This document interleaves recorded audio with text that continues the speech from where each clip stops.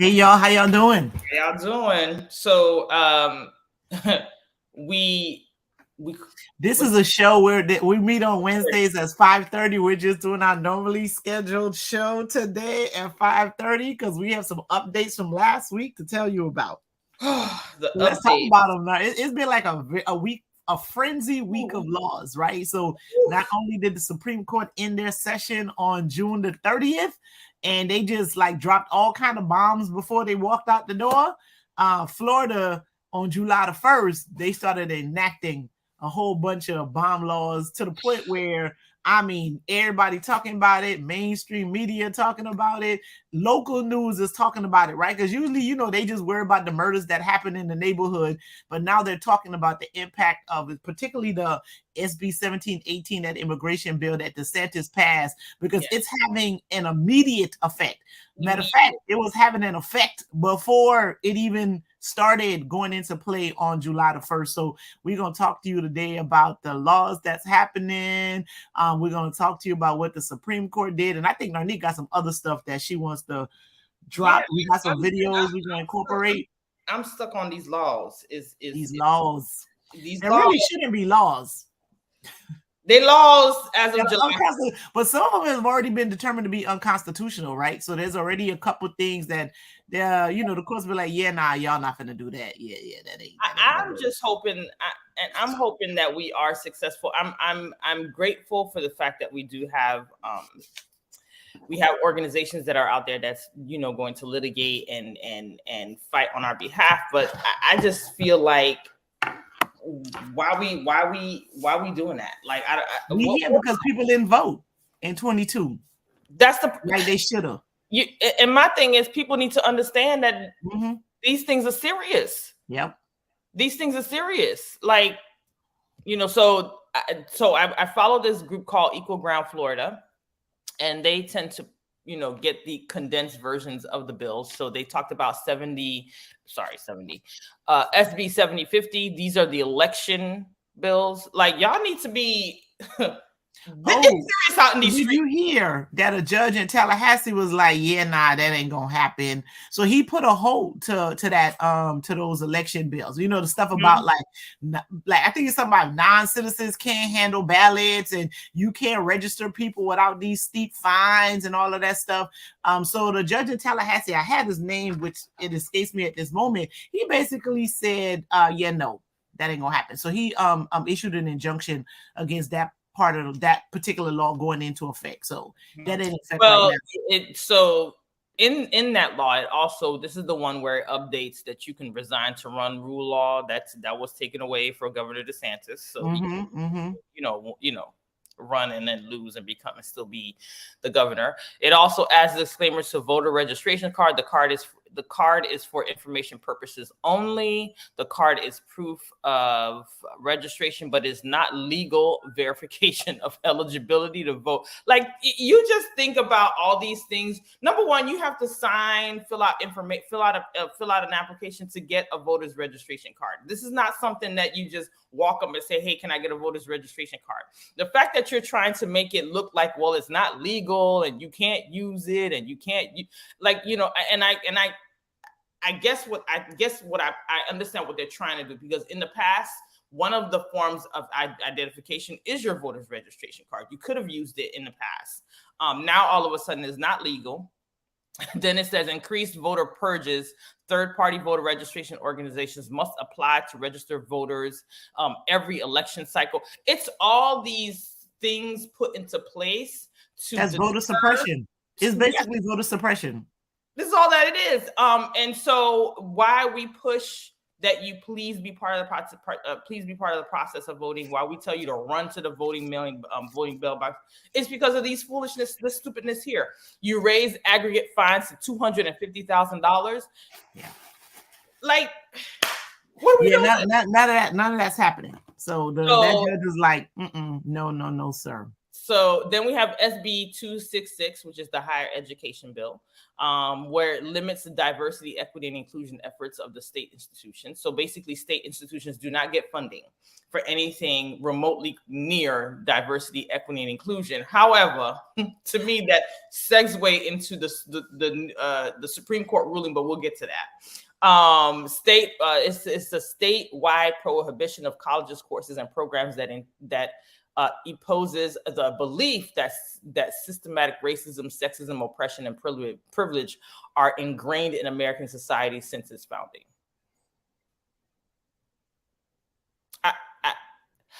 To me, this is such an oxymoron, because it's like, were these people not present? I mean, technically we weren't present for slavery, but we weren't present for slavery. You got to clear that up.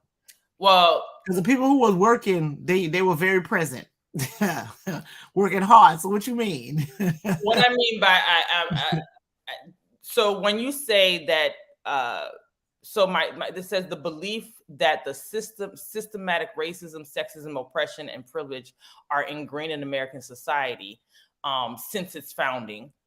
Basically, they're telling you that you can't teach that. So our generation, it was our generation, and I'm talking about our generation. We weren't physically there in the times of the most horrendous parts of the creation of this country. Oh, they so funny because they act like actions don't have consequences, right? So like there are all kind of things that we've done in our youth that we still dealing with the consequences of that, right? So because I wasn't physically, my younger self isn't physically present now, but my older self is dealing with all of them consequences that my younger self did, right? So that whole concept is just nonsense, right? Because I mean, to say that is to say whatever you do today has no impact on what you do tomorrow, which can't be true, because we make a lot of decisions now because we're planning for a certain type of future, right? Like we want our lives to look a particular way. So we make conscious decisions to do certain things today, expecting a positive impact later on, but sometimes just the little glitches or whatever it is that we do has a long-term negative impact. So the whole idea that just because we weren't present in that moment when these things were going on doesn't matter is pure nonsense, because we all know and we all agree that what we've done in the past does have impact on what's happening in our present, and for sure what's going to happen in our future. So please, y'all, they smarter than that. Try to be slick.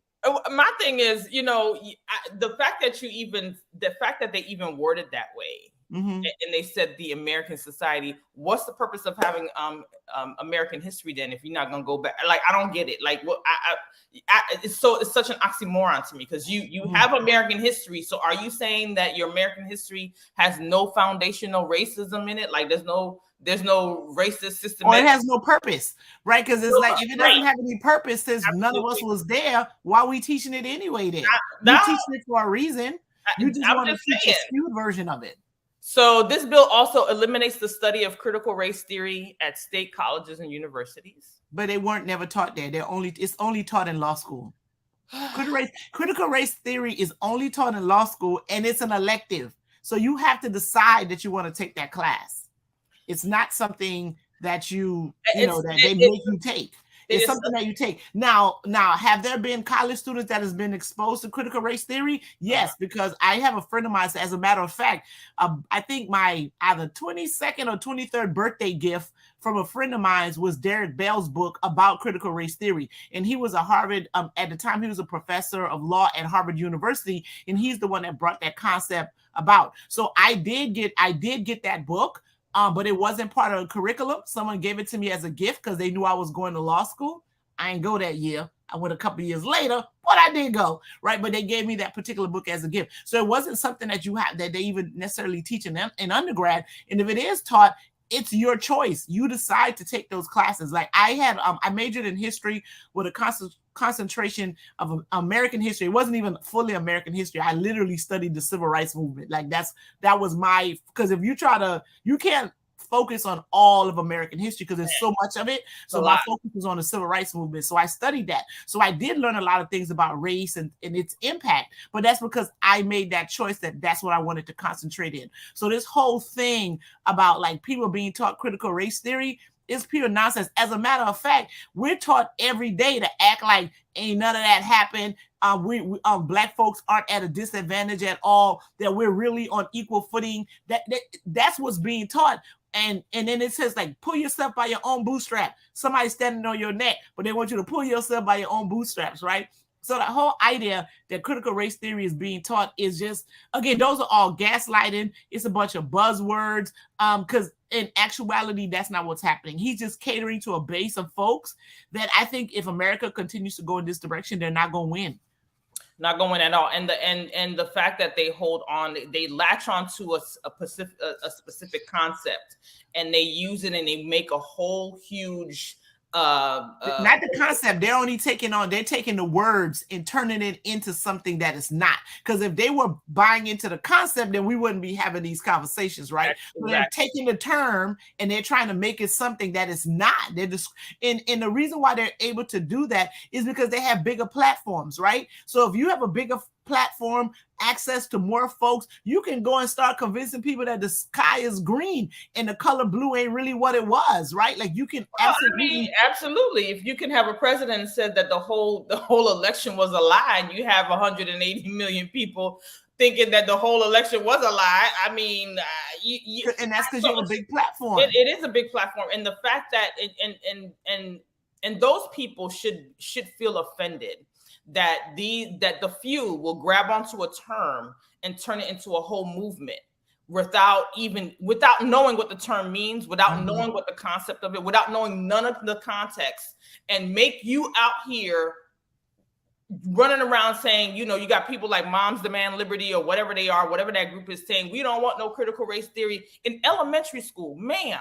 And then and the fact that these women are out here, or these organizations are out here taking that term and running with it and gathering a whole bunch of people, you should feel offended if you fall into that trap. Mm-hmm. You really should. And the fact that let me tell. So this is why I think they're not offended, right? This is why I think that those folks are not offended, is because we're dumbing down education so much that all we have is like one-dimensional thinkers, right? Like they're not. People aren't being taught critical thinking skills. We're actually being given it's very limited information that you get taught in schools now anyway, right? Period. Half the books that I read growing up, they can't even read those books in school anymore, right? And even when they were able to read books, what was happening? Schools started teaching to the test. So when you're teaching to a test, there's so much stuff that skills that you're missing out on. There's so much other information that students aren't getting. So you have people that are graduating from a school system with very limited education. Before, when I was going to school, most people that graduated from high school in the United States truly graduated with an 8th grade education, even though they went through 12 years of school, right? So you was coming out with what really was equivalent to an 8th grade education. Now that they're taking out so much more out of the schools, people are probably literally graduating as 5th graders. And I'm not saying that 5th graders aren't smart, because every time I watch that show, am I smarter than a 5th grader? I wasn't, right? Because they ask these questions about things that I clearly didn't remember. But that's why you can have folks who will latch on to things that are not true, right? Because they're more focused on about how it makes them feel, as opposed to what it really means and what's the consequence of what it is that they're doing. Because they're truly, truly dumbing down American education. And that's where you get people that will listen to all of these lies and take them as facts. It's true. Case in point, I left New York, finished like 9th grade, came to Florida, I think, 9th or 10th grade, came to Florida. My 10th grade history book was what I had in 8th grade in New York.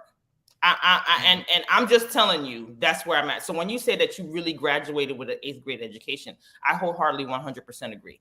And the fact that this governor in this state is willing to strip away higher learning, higher education, from allowing it to be where students migrate and transition to really learn more, should be offensive to all Floridians, all of us. And again, so another reason why it's not going to be offensive, right, is because one of the things, like, some people know that I work in a rural community now, right? I work in a rural community, And I was thinking of moving into that area. And one of the ladies were like, oh, so you know that the people in the school system are all like college students that are getting their degrees. And once they get their degrees, they leave, right? And oh, do you know that some of the teachers really just graduated from high school and they're teaching your kids and stuff? I was like, say what now? She's like, oh yeah, like they really don't like they can't keep teachers there because the pay is so low. So they usually have students or people that just have a few college credits that are teaching, right? So so now we're talking about we're in a rural community where we already have people that are graduating from high school with not that, with an 8th grade education that might have a few college classes under their belts that's teaching kids on all different levels, right? So in those rural communities, they're getting even less education than what I got out of Miami-Dade County. And full disclosure, I went through the AP honors track at my hood high school. So I was exposed to a lot more than the average student in that school. And they did a really good job with the, honors AP student on that track. So I'm not going to act like I got no terrible education out of my hood high school. I actually did. Now, had I gone to Exeter or Andover, I might be a lot smarter than I am right now. But through my hood high school, we did have a very good AP honors program that I went through. However, the average student in the school, so that only adds to this. I mean, the governor's well aware of that because that's the same governor who was saying that veterans can go ahead and become teachers, and made it so in a last not this legislative session, but the legislative session prior to that. So those are the kind of things. Not to say that veterans aren't smart. Veterans aren't smart. That's not my point. No, not at all. That teachers go through a grueling education process to become teachers, and if you're going to negate that and say, okay, you have to get specialized in a certain course, you got to take a test. There's a whole bunch of things that goes into that. And if you're going to negate those processes and just say any random person, and I'm not saying any random person is not intelligent to teach children. That's not what I'm saying. What I'm saying is that there's a process that teachers go through in order to be qualified to teach. But if you're going to negate those and basically tell all these people who are going into school who say they want to be teachers, and you're going to say, well, yeah, you could do that, but we just going to get whatever. That is what the governor is doing. I'm just saying. That was crazy. So the other thing about it, and I respect veterans. I like all of what they've done for the country and everything like that, right? But to do a blanket say, oh yeah, all veterans can teach, right? Mm-hmm. One of the things, so that just shows you how much he doesn't think, right? Because particularly a lot of the veterans who went through the more recent wars, right? That were in Afghanistan, that were in Iraq and places like that. A lot of them have PTSD. Those wars were very dramatic. Some of those folks had to go back 2, 3, 4 times. You know what I mean? There's a lot of trauma that's associated with that. Absolutely. And I'm not saying somebody with PTSD can't teach no classes or whatever. Neither. We're not saying that. Not saying that. However, we don't understand all their triggers. You know what I mean? And there's a whole bunch of bad kids in these classes that be doing dumb stuff. And, you got to think about that. Again, you can't just say, oh, because you're a veteran, you get a lot to teach, right? And that's what he does. He doesn't even say, okay, but, depending on, why it is that you were discharged from the military, like what it is that, none of that. And so he puts no safeguards in place. He puts nothing, just doesn't think. He just automatically does a blanket statement and a blanket legislation and whatever it is, and he doesn't. And my thing is like, I don't understand what the crew is behind DeSantis, but ain't them people not too bright. If you're going to allow a single man to come in and just do things with no data, there's no data to support his decision. Mm-hmm.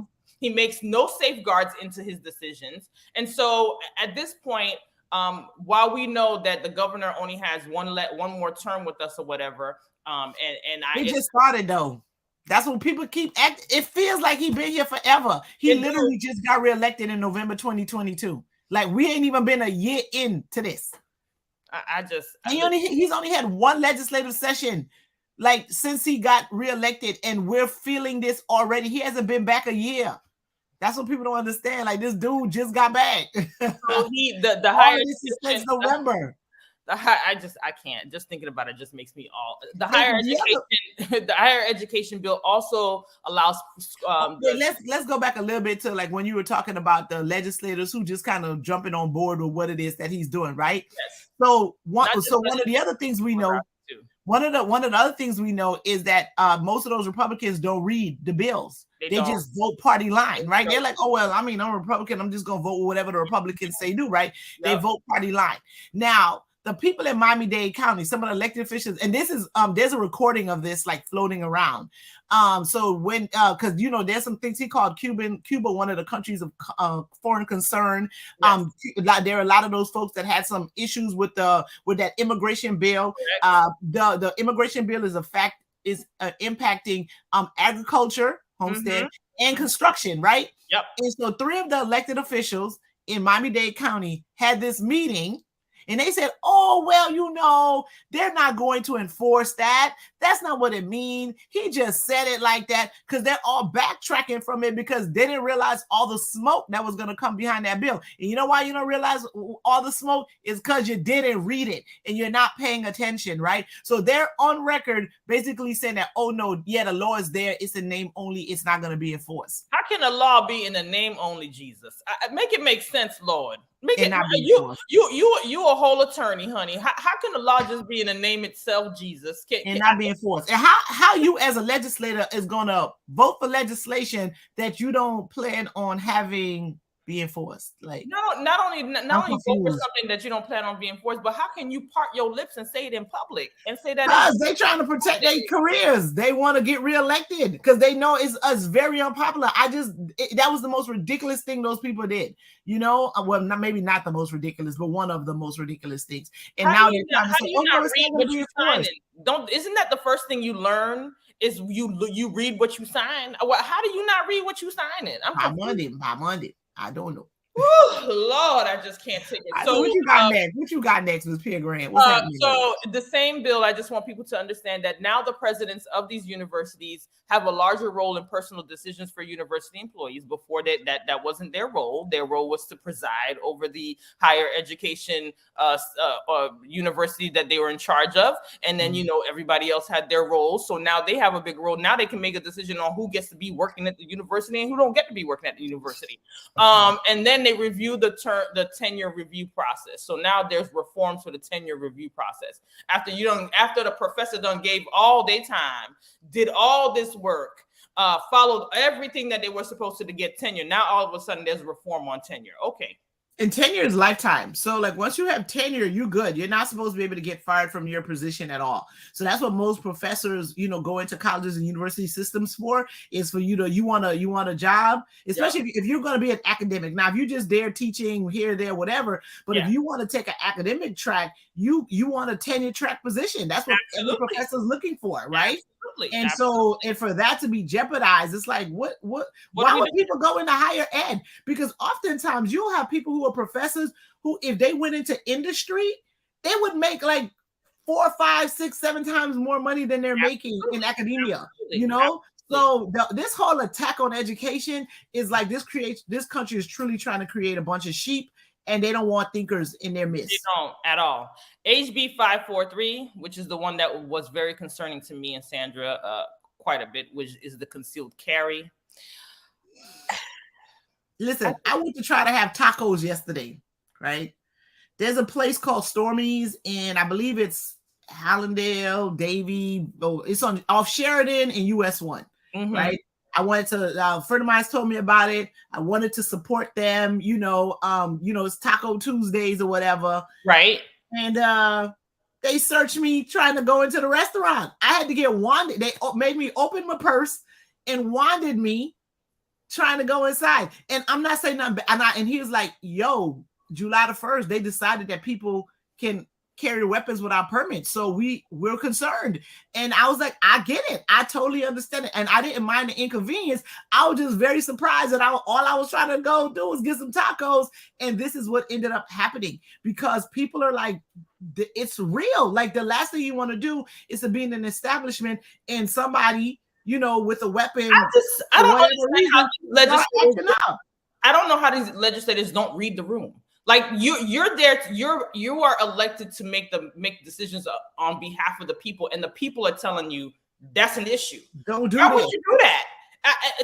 Anyway, So gun owners will no longer and that's because they're really most legislators do what lobbyists want them to do, right? They don't do what the people want. And sometimes the people really do have the bigger voice. We don't understand that as voters.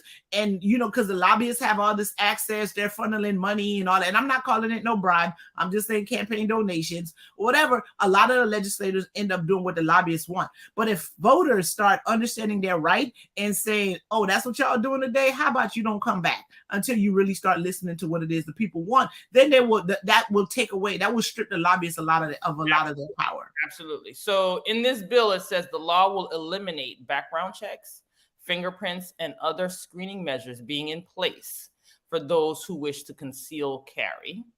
The state of Florida will still issue permits for individuals who wish to have a concealed license so they are able to carry in other states that have reciprocal, reciprocity. Thank you. Reciprocity with the state of Florida.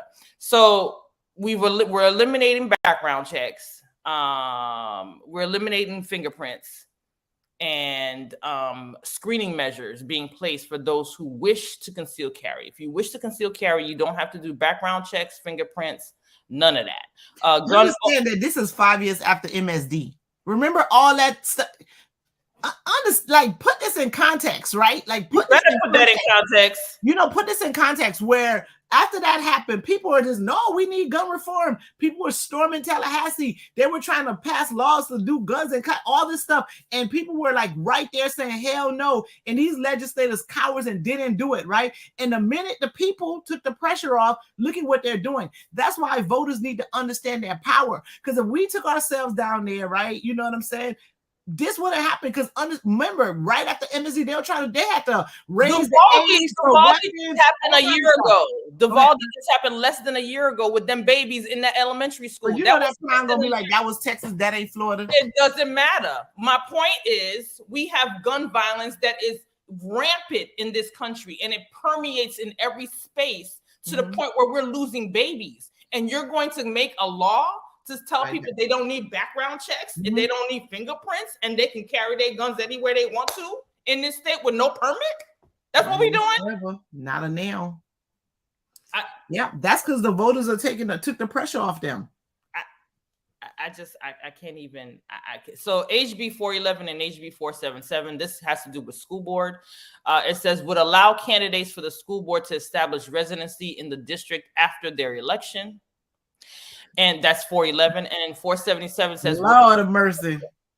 477 says it will limit the number of years someone can serve on a school board for 2 terms or 8 years. I'm in agreement with that. So in Broward County, let me tell you what that means. You know what that translates into? They're going after seat 5. That's all. That's exactly what that translates into. They're going after District 5 to try, because that's the seat that I don't like calling nothing no black seat, because I believe black people should be able to get elected no matter where they are. However, traditionally, that's been a seat that's had a black school board member all the time, right?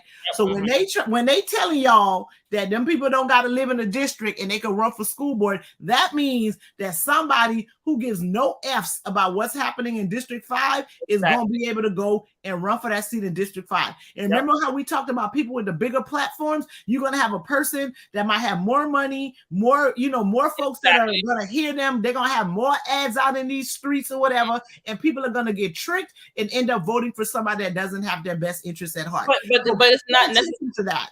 Not only, it doesn't even necessarily mean only seat 5. It means all seats up for grabs. But I understand all seats. Yeah, absolutely, all seats are up for grab. But seat 5 is traditionally the one that always at least had one black board member, right? And then you may have gotten another one here or there, but that's traditionally the one that's had a black board member. That's no more.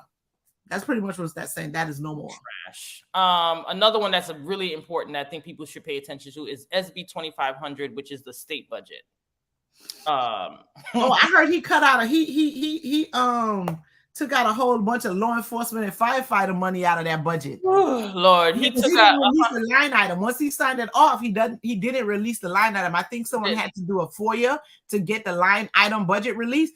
He's cut a lot for a person who's like, he's all for law enforcement, all for firefighters and the EMTs and the this and the that.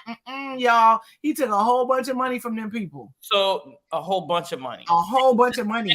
And he's advertising, telling them to come to his state because he can continue to work, and he's not funding them. He's not funding them the way he claims. They said that the budget is $116.5 billion, which is the largest budget in the state's history. And largest budget, but took away money from law enforcement, y'all. He sure did. Over 500 million in vetoes. But he don't say defund. He don't like to defund the police. But he doesn't like to defund the police. But he defunded y'all though. But he defunded y'all though. I'm just saying. And my thing is that you all need to read between the lines and listen to these nuances. He defunded the police, but he talking about people walking around here talking every county. Every county. Almost 40% of the budget is supplemented by federal funds. $2.7 billion in consumer tax cuts. $47 billion for healthcare. Does not include Medicaid expansion. Just want you to know. $6.7 billion for criminal and civil justice. 5% across the board pay raises for state employees. Over $34 billion for K-12 and college education. We want to know. I would like to know what that breakdown looks like, because okay, with 67 counties, 34 billion. Okay, all right. 4 billion in investment in infrastructure. That's it. All he gave was 4 billion in. Let me tell you. So I got all these stories to tell, because I understand people keep falling for this okie doke and they're not paying attention to their real life, right? So I'm in Hollywood on Thursday, one day last week, right? And it was, it's been raining. Like, it'll rain for 15 minutes and then stop. It'll rain on one block and not on the other, right? So I'm going to this meeting.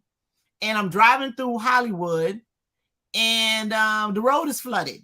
People can't get out of their house. They for sure, even if they could get out of their house, they for sure can't cross the street because the roads are flooded, right? That's an infrastructure problem that people didn't want to vote for. All these federal, the ones that y'all sent to DC, and the ones who decided not to vote for infrastructure, that's infrastructure. Y'all, I don't know what y'all think drainage got to do, like what drainage is and what category of stuff it falls under. That is infrastructure. So those of you that live in these neighborhoods, that if it's 10 minutes of rain, y'all can't walk outside, you need to support infrastructure, and you need to elect individuals who are about infrastructure. Can you imagine 10 minutes of rain and you can't walk outside? You know why you can't walk outside? Because the rain from 2 days ago hasn't gone out of the ground yet, because the ground is still saturated. So when it rains, it ain't that much. It doesn't take that much for it to overflow the roads again. And then I went through another street and I was afraid, because I drive a Camry and it's low. I was afraid my car was going to shut down because the water level was just that high. Okay. So please, people, understand, when you can't walk outside your door, when you can't cross your street, when you scared on the side of the road, that's infrastructure. And it's also an impact of climate change that these people keep denying actually exists. I read that July 3rd, which was Monday, was the hottest day ever on Earth, the hottest day. It was feeling like 110 outside in Florida. It was gross. Disgusting. July 3rd was the hottest day. And let me just piggyback what you were saying. That little bit of rain we had about a month or two ago, where they had to shut school down in Broward County. Oh, the one in April. That was in April. In April, where they didn't tell us to the day of that, hey, school is closed. You couldn't send you school. Let me tell you something. $2 million worth of damage. Schools, which half of the schools in Broward County, not 2 or 3, half of the schools in Broward County were underwater. Right. Underwater. And the other thing was, the ones that weren't, the teachers were underwater and they couldn't get to work. They couldn't get to nurses. And my child was in the house to go to work. My kid was in the hospital. Nurses and doctors couldn't get to work. They couldn't get to work. This is how serious this is. And the fact that people are when I say $4 billion in investment in infrastructure, that is nothing. That's nothing. We have potholes in the road because of rain. Your cars are being messed up because of the rain. Like, that is nothing. So when I say $4 billion, you think it's a lot of money? No, it's not. Not for the state of Florida. No, that's a big state. The whole state of Florida, $4 billion for infrastructure. Are you kidding me? Are you kidding me? Okay, $12 million to prevent $12 million out of this budget. $12 million to prevent migrants from staying in Florida. He's allotted $12 million to make sure migrants don't stay here in Florida. Well, so that's part of your budget. Not only so understand that though. Understand that that's not only like people that are in Florida. That's how he was able to go get folks out of Texas. Exactly. And fly into California, wherever he did, DC, Martha's Vineyard, whatever. Right. That's what he's gonna take money from the police departments, so he can have $12 million. Yep. To go mind other people's business, essentially. Well, so see that same 12 million in the state budget is in that SB 1718, yeah, with the 12 million to send migrants out of Florida. However, if you see some of the wordings, prevent migrants from staying in Florida, that's so broad, okay? Because you could use that however you want. That's like not letting them come in. That's pretty much that's how he did that. And it's harsher penalties for transporting undocumented immigrants. Sandra mentioned that last week. Invalidate driver's license given to people who can't prove their legal status.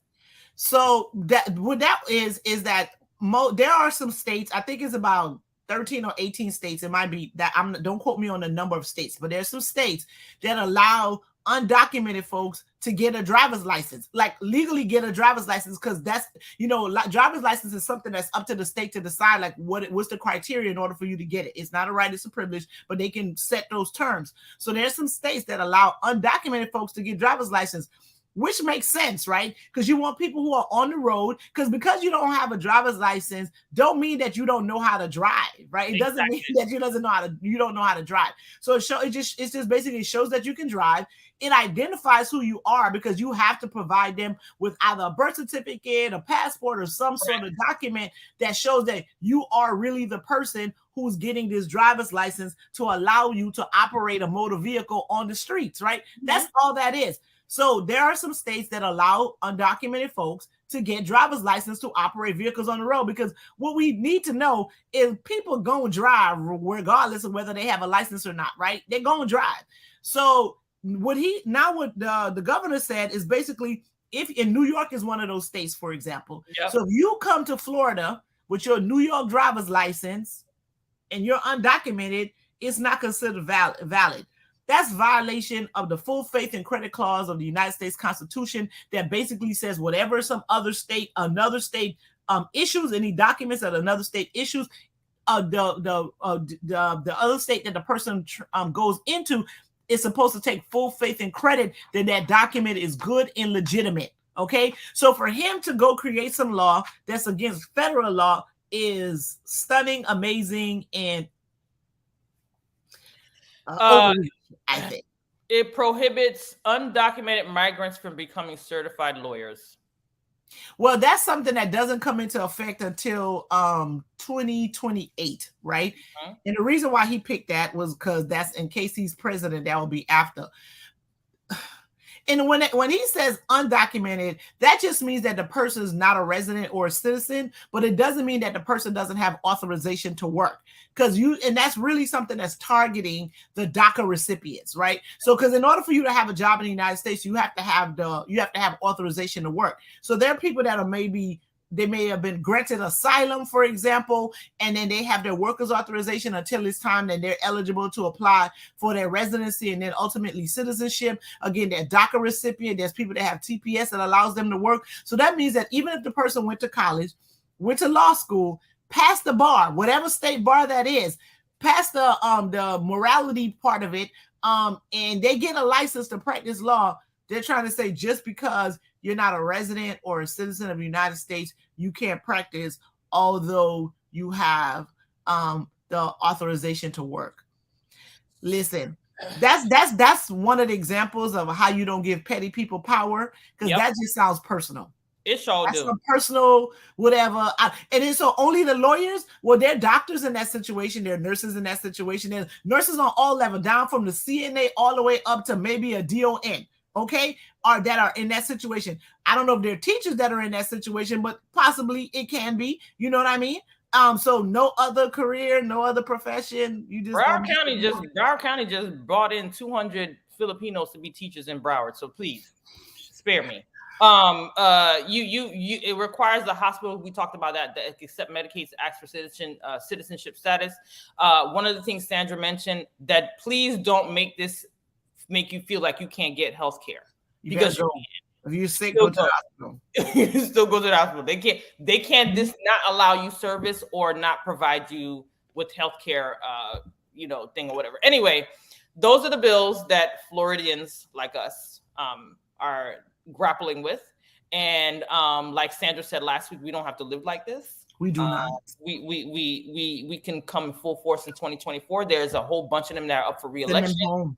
The fact that these legislators stood in tandem to work with the governor that you were supposed to improve Floridians and their life and how they live in this state. Instead, they spent their entire session with over 200 legislations. Some of the very small percentages were to help Floridians, while the great majority was there to penalize, punish, and basically mistreat members of this great state.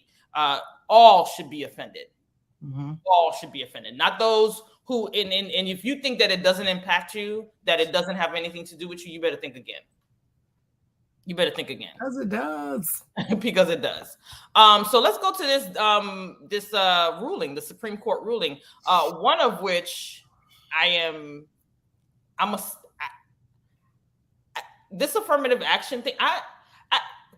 We've spoke on this show before about how affirmative action and who really benefits from it, right? The fact that white women benefit the most from affirmative action. And you had a whole white woman who was on the Supreme Court who benefited from affirmative action. She act like she didn't, but she did. Okay.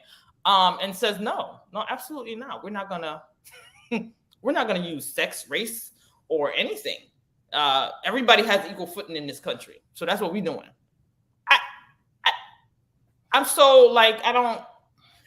It's clear to me, and it might be clear to you, that this country has made so many steps back, and each individual state has made steps back to basically say that, to say now that everybody has equal footing is straight up bullshit. I mean, straight up garbage. Okay, right? So if you felt that we all had equal footing or whatever, you would just leave things as they are. If everything is equal, it doesn't make a difference, right?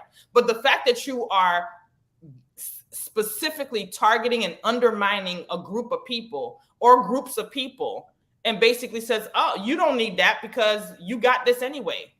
When a system is created to make sure that the majority gets everything, and then those who are in the minority, you got to grapple and grab and crawl your way through. And we put things in place so we wouldn't have to do all these things. And let me be clear, the things that are in place ain't all that in the first place. Let me just be clear that these are consolation prizes. Okay. So now that you effectively removed all of these safeguards, all these things to mitigate the struggle of Black and brown people, Asian people, anybody who is not the majority race. And you're still going to sit there with a smug face and say that you all have equal footing. That's what we're going to do. That's what we're doing. I think that's what we're doing. Because Supreme Court Justice Ketanji Jackson Brown made a comment. And I'm just really disappointed that we are at this. What did she say?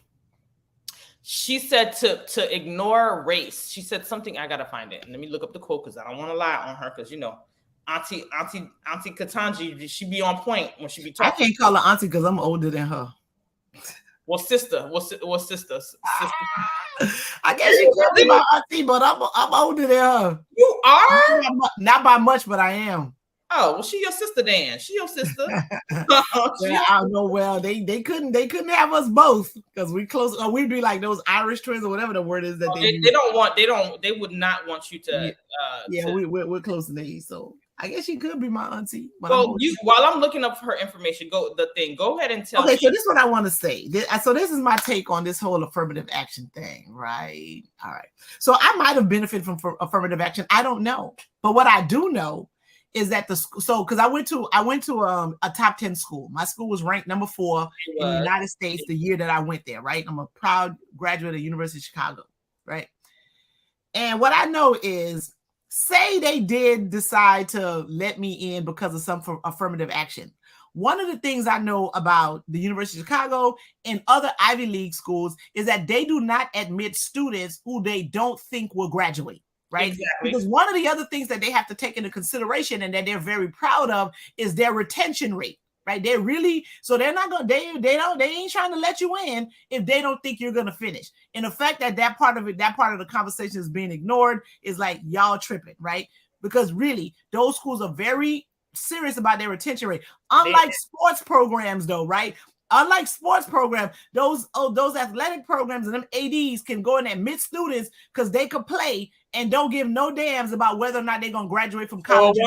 And you check out the numbers of athletes who go to college who don't graduate, not because that they went into the league, because most of them don't go, not because they go into the league, they just don't graduate because they got into a school that they were not academically qualified to go to. But y'all let them in there anyway because they could play a sport. So what's all this nonsense? Y'all got quotas and lower standards when it benefits you, but now all of a sudden you trying to act like, oh, you can't make no concessions for a student to get into a school because what, right? But y'all let athletes in all the time who y'all know ain't finna about to graduate from nowhere. All right. So the whole idea that students who are benefit from affirmative action aren't qualified is pure nonsense. And let me tell you, I'm going to just tell you something about me. So not only did I graduate from this college that might have let me in because of affirmative action with a bachelor's degree, I also got a master's degree at the same time, right? So I could have finished in 3 years, but chose to stay and not finish in 3 years and get another degree on top of that. So I walked away with 2 degrees from this school that people would try to say, oh, I got in because of affirmative action. I might have gotten that way, but I successfully finished not only with 1 degree, but 2 degrees from that school. So again, get this idea out of your head that because that's the way a person gets in means that they're not qualified to get in there. All right. Unlike people who benefit from legacy admissions, right? You gotta think about it.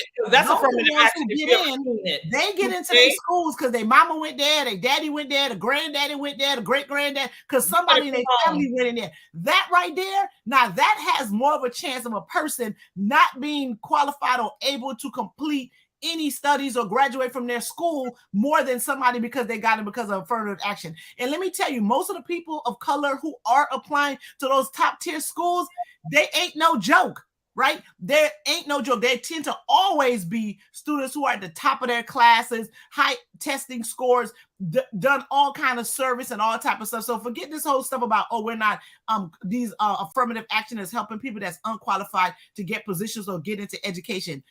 Screw that, because we all know that when a person of color is trying to do something, we got to be double, triple, quadruple better, than our white counterpart. Mediocre white people get positions and jobs that they shouldn't have all the time over overqualified people of color. And you know what I'm about to throw? I'm throw shots right now to show that right now in Broward County Public Schools, the person who is the superintendent has a position over a more qualified Black woman. Okay. So this whole, oh boy, I almost cursed. Oh my God. So this whole idea about, Black people or brown people getting positions that they're not qualified for, that's crazy. It's white folks who time and time again get jobs that they are not qualified for. Mediocre white folks get stuff all the time. And I try to stay away from, this whole, race thing and all that kind of stuff, even though the show's called Race and the Racist. So I really actually don't try to stay about race, but I try to be a little bit more level-headed about stuff. And I am being level-headed about this. But the point I want to press upon folks is this whole idea that affirmative action gives unqualified Black and brown folks advantages over qualified white folks. Lies all day, lies.com, and that's what that is. Okay. And so again, so it's misguided. But the bigger picture, right, that these folks who wants to make these decisions don't tend to always forget is that Black and brown people are survivors, right? So if they really think that because they're doing this, that all of a sudden we're gonna falter and we're not gonna be great. Are you kidding me? The Black America, the Black folks who are here, the Black folks who are here in this part of these United States and this North American continent are the ones who are descendants of survivors. Okay, So we ain't nothing but the toughest of the toughest. All right. So understand that all day, every day. Okay. So y'all want to do that? You guys want to have y'all institutions of higher learning thinking y'all about to stop us from being great? Y'all better go sit down somewhere with that. That ain't gonna happen. We're innovative, we're creative, and we're gonna make it work for us, right? But what we want y'all to do is that when we get back to what we want, we always been great, stay great. When we get great again without y'all, leave us alone. Don't come do no Tulsa, Oklahoma stuff with us. Don't go burying our cities underwater because y'all jealous. Okay, just leave folks alone and let them be. Y'all want y'all stuff for yourself. Have at it, go have it. Let us go be great on our own, and don't come destroying our stuff at all. Because y'all jealous, because y'all can't do it with all of y'all privileges. And that's on period. Okay? And that's on period. And that's on period.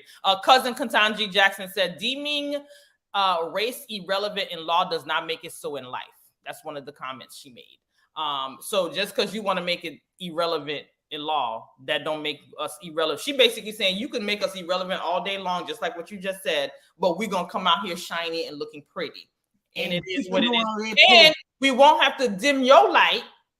We never dim anybody's light. We never do that. We don't got to do that. Because that's how they do things. No, they go dimming people like that. We'll never do that. We don't have to. So we're gonna end with a video clip from what's her name, Joy Reid, talking about affirmative action and breaking that down. And I think it's like a minute and 2 seconds or something like that. And then we'll end our show for today. Yeah. So hold on 1 second. Let me cue it up so I can present it. Not a video, screen share. Yeah, she's gonna get that done. So thank you guys for watching. We appreciate it. And we didn't tell y'all, make sure y'all go to the YouTube channel and subscribe to the page. We have so many more people watching than people who subscribe to the page. We know y'all out here watching the show. So subscribe, go to YouTube. It's Racing the Races, all things race and politics. Subscribe to the page, y'all. There we go with the video. I think we need to share the sound. But yeah, so go ahead, subscribe to the page, like our page on Facebook. We're also on Instagram. So like the Racing the Races page on Instagram. We would truly, truly appreciate that. To Harvard only because of affirmative action. I went to a school no one had ever heard of in Denver, Colorado, in a small suburb. I didn't go to Exeter or Andover. I didn't have college test prep. I just happened to be really nerdy and smart and have really good grades and good SAT scores. But someone came to Denver, Colorado to look for me. A Harvard recruiter flew to Denver, and I met up with her at the Village Inn restaurant and did a pre-interview to get to pull me into Harvard. I was pulled in, and the schools like Harvard and Yale that I got into affirmatively. Yes. And it was literally not saying we're going to take an unqualified person and put them in Harvard. Yes. We're going to take a very qualified person who we would never know existed and put them in Harvard. That's how I got there. That's how Ketanji got there. That's how Justice Jackson, I should say. Justice Jackson got there. It's how Clarence Thomas got there. But the minute I arrived from my majority Black little town, Montbello in Denver, to Harvard, the first week or two that I was in class, my presence was questioned by white people. I was in this big conference class where some white students stood up and said, those students, the Black students, they're only here because of affirmative action. It became a huge argument that we all ended up having. This was freshman year. I had never had my academic credentials questioned. I had never had anyone question whether I was intelligent until I got to Harvard. And it was a defining point of my experience there. It's why I really was one of the many reasons I was miserable there my freshman year. Yeah. You feel completely out of place and people keep telling you shouldn't be here. And yet some of the people I went to school with were far less smart than me or the other Black folk there. They got in because their daddy and their granddaddy. I went to school with somebody whose name was on one of the buildings. You're going to school with people whose names are on the buildings, who are third and fourth generation legacies, whose parents pumped money into Harvard to get them in. But that affirmative action is okay with this majority. They said that the people who benefited from slavery, their descendants, who are so far ahead of Black folk in terms of opportunity, that will never catch up to them. I don't care how many Oprahs we get. Those people's affirmative action is A-okay because those people can pay for fancy trips for them. Yeah. But you people who want to get in just because of your brains, but you're not from a legacy, too bad. You can't come in. And let me tell you, I want to add a little bit to what she said about how her first 2 weeks they were questioning her existence.